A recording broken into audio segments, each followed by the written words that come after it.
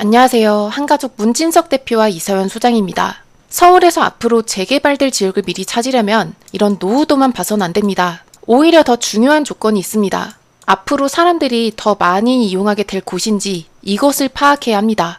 대표적으로는 한강 같은 대규모 자연환경과 역세권입니다. 이런 곳들은 사람들의 선호도가 높아서 서울에서도 재개발 지정을 적극적으로 하고 있거든요. 그리고 이런 지역에 아파트가 들어서면 수요가 많아서 가격이 오를 수밖에 없습니다. 실제로 한강변에서 재개발 선정이 안 된 곳은 단 한 군데도 없어요. 추가로 역세권에 대해서도 큰 인센티브를 주는데요. 서울에서는 역세권 활성화 사업을 통해서 용적률 1100%까지 높게 줄 정도입니다. 역세권에서 추진되는 모아타운도 기존보다 훨씬 높은 500%까지 적용을 받을 수 있어요. 국토부는 민간도심 복합사업을 통해서 용적률 700%까지 적용해서 역세권 고밀 개발을 추진하고 있습니다.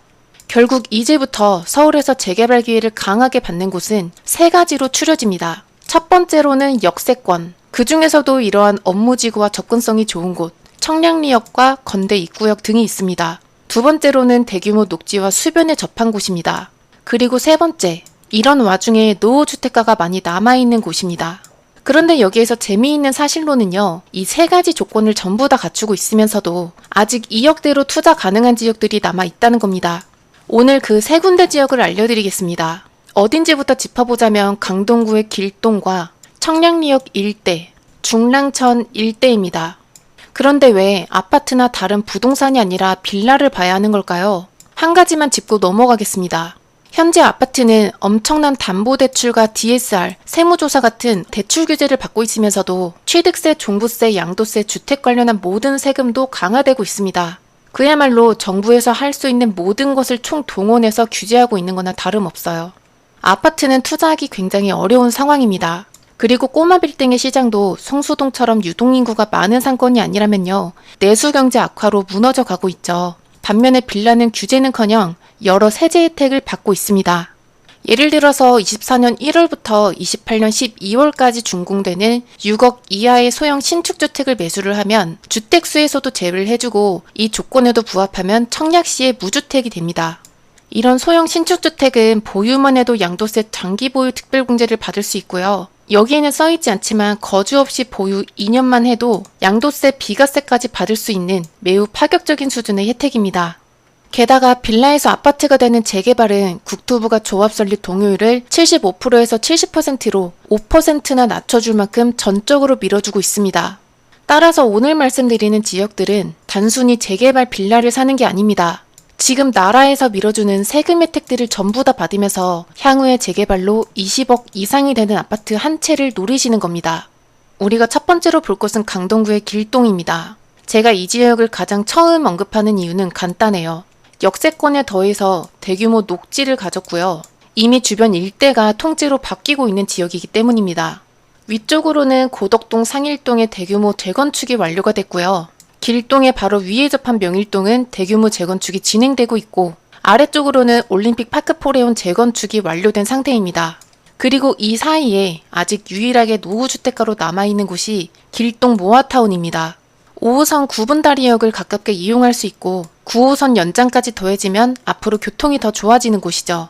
고덕 비즈밸리에는 업무 빌딩이 계속 들어오고 있고 양재대로 역시 고밀 업무지구 계획이 추진이 되고 있습니다. 한마디로 주거지만 좋아지는 게 아니라 일자리까지 계속해서 생겨나는 지역입니다. 드론으로 보자면 이곳이 길동 모아타운입니다.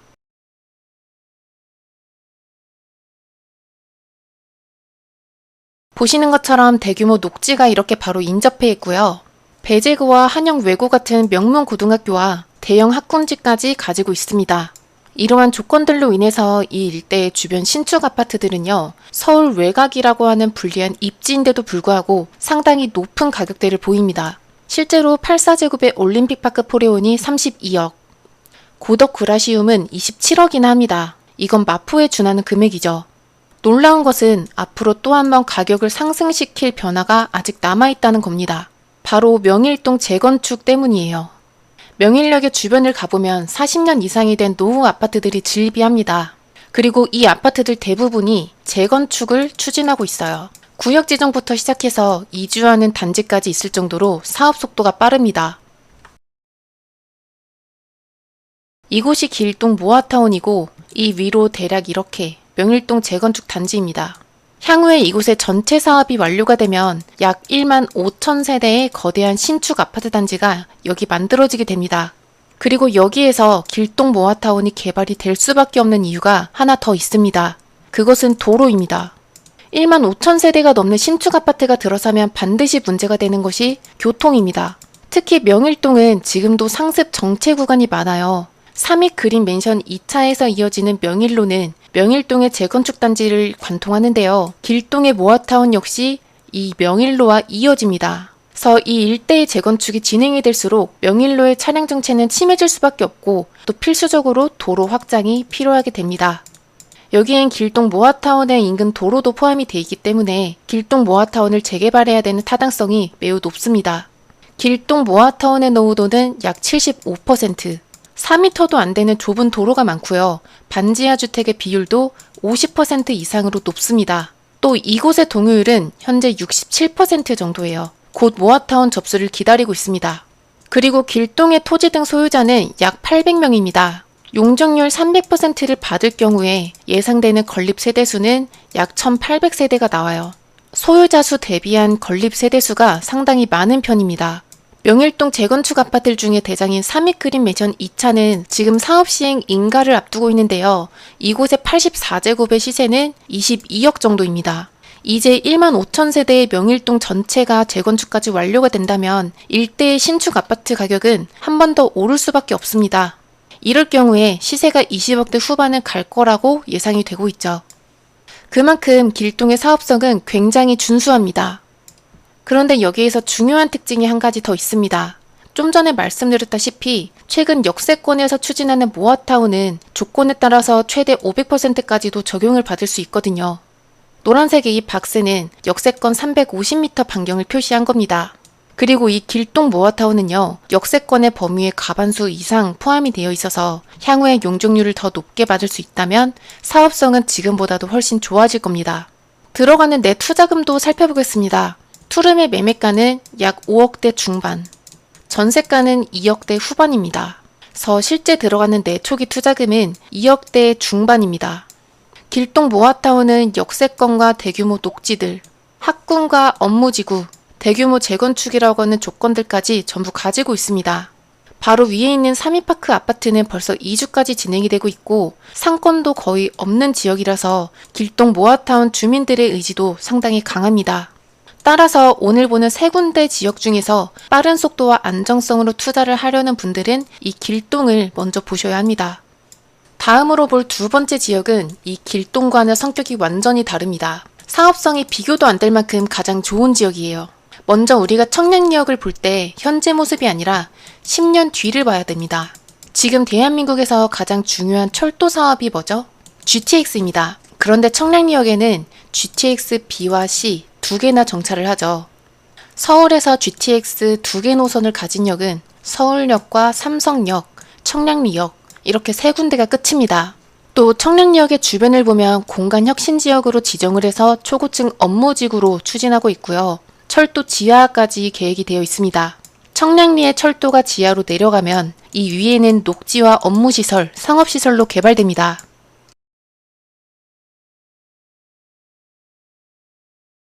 청량리는 단순히 GTX가 들어오는 동네가 아닙니다. 교통망 자체가 대한민국 최고로 바뀌고요. 새로운 초고층 업무지구가 만들어지는 곳입니다. 국토부가 이곳을 대놓고 개발하겠다는 의미입니다. 그런데요, 이런 지역을 우리는 서울에서 이미 본 적 있습니다. 바로 용산의 용산역입니다. 과거 용산역의 주변은 홍등가와 저층 상가로 가득했습니다. 하지만 개발이 시작되면서 초고층 주상복합과 업무시설이 들어왔고 지금은 과거와는 완전히 다른 도시로 탄생했습니다. 가격을 보더라도 용산역의 일대가 개발되기 전인 2011년에는요. 빌라 한 채가 3억이었다면 지금은 35억은 줘야 살 수 있습니다. 그리고 청량리 역시도 지금 용산과 같은 변화를 겪고 있습니다. 과거에 홍등가가 있었던 곳에는 롯데캐슬 L65 같은 20억이 넘는 아파트가 올라섰고요. 주변의 노후주택가들도 활발하게 재개발을 하고 있습니다. 우리에겐 이미 가격이 올라버린 용산을 쫓아가는 것이 아니라 용산처럼 변할 지역에 미리 들어가는 것이 중요합니다.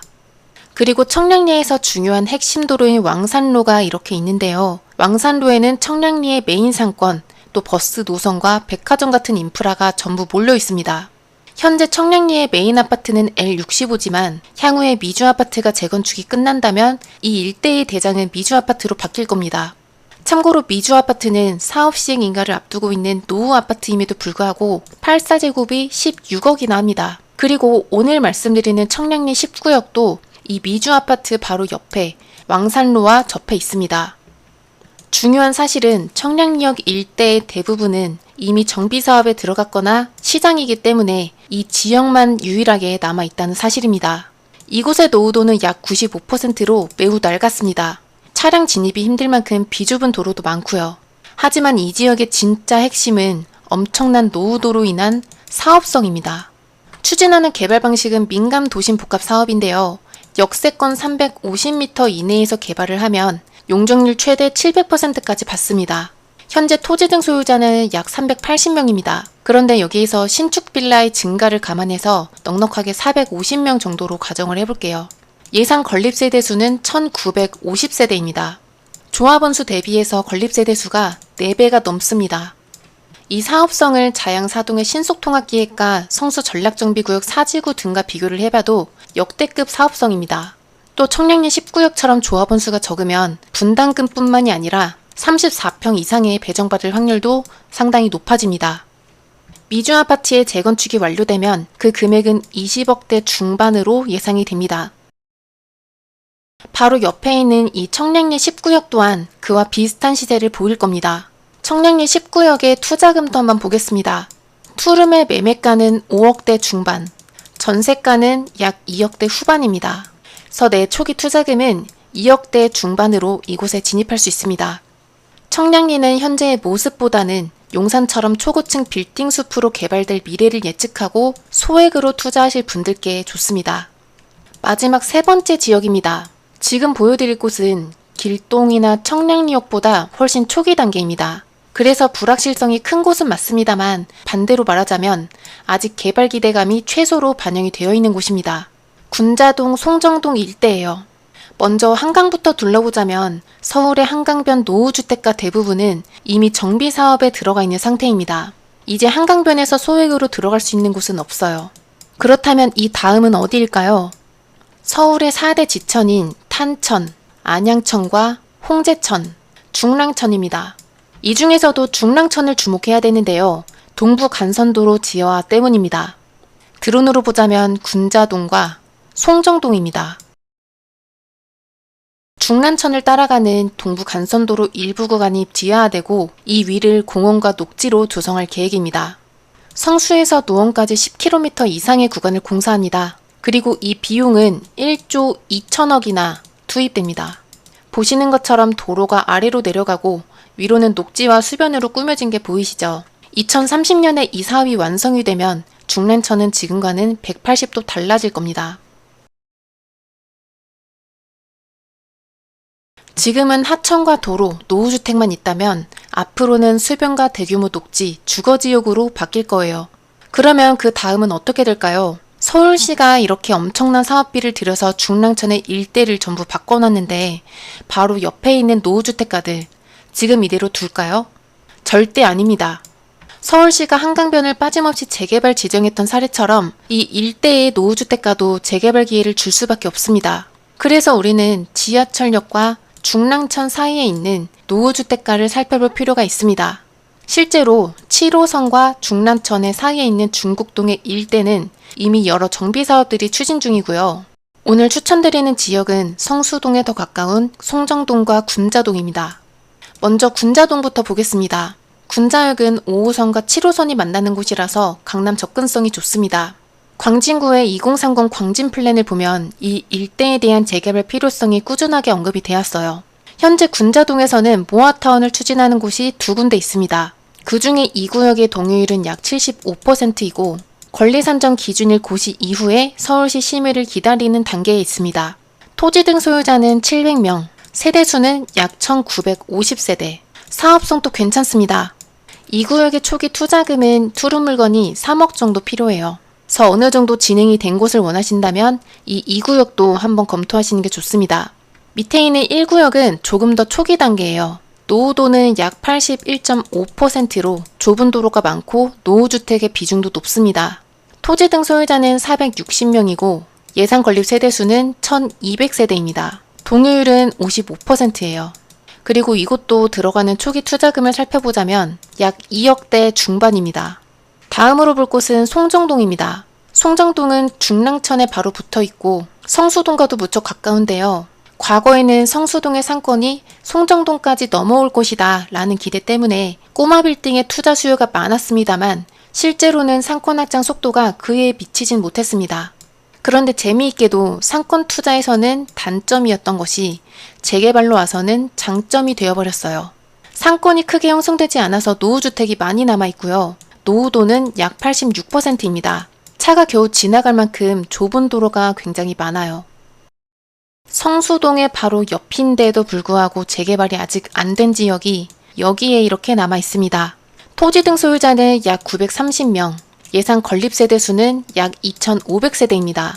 이렇게 사업성이 준수하지만 송정동이 가진 가장 큰 특징은 신축이 됐을 때 내가 받을 수 있는 가격입니다. 바로 옆이 성수동과 접해 있기 때문이에요. 물론 성수동의 최고급 한강변 단지와 그대로 비교할 수는 없습니다. 하지만 성수동의 아이파크폴의 84제곱이 40억인 만큼 송정동에도 대규모 신축 아파트가 들어왔을 경우에 최소 30억 이상은 기대할 수 있습니다.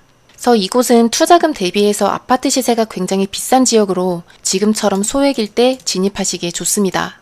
현재 상황은요, 주민들이 동의서를 진구하기 위해서 신속통합기획을 추진 준비 중입니다. 앞서 말씀드렸던 길동이라든지 청량리역보다는 안정성은 다소 낮습니다만 재개발 투자의 수익은 결국 확정된 다음에 들어갈지 아니면 확정되기 전에 들어가는지에서 크게 갈립니다. 그래서 미리 초기에 선점을 하고 싶으신 분들이라면 송정동 일대를 검토할 필요가 있습니다. 이곳의 투자금도 한번 보겠습니다. 투룸의 매매가는 5억대 중반, 전세가는 2억대 후반입니다. 내 초기 투자금은 2억대 중반으로 가능합니다. 결국 세 군데 지역은 이렇게 보시면 됩니다. 투자금이 전부 비슷하게 소액이지만 각각이 가진 성격은 달라요.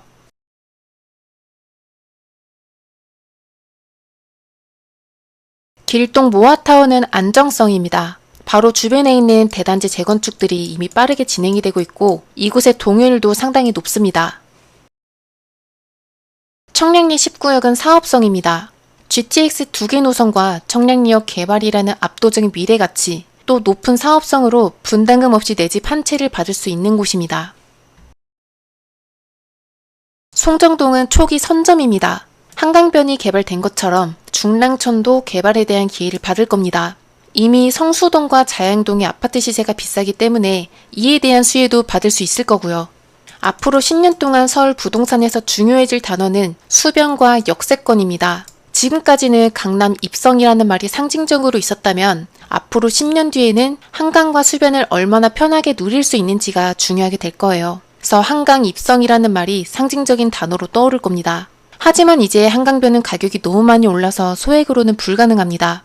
그렇다면 이제 다음 개발축이 어디로 흘러갈지를 봐야 합니다. 궁금한 내용은 전화주세요. 여기까지 한가족 문진석 대표와 이서연 소장이었습니다.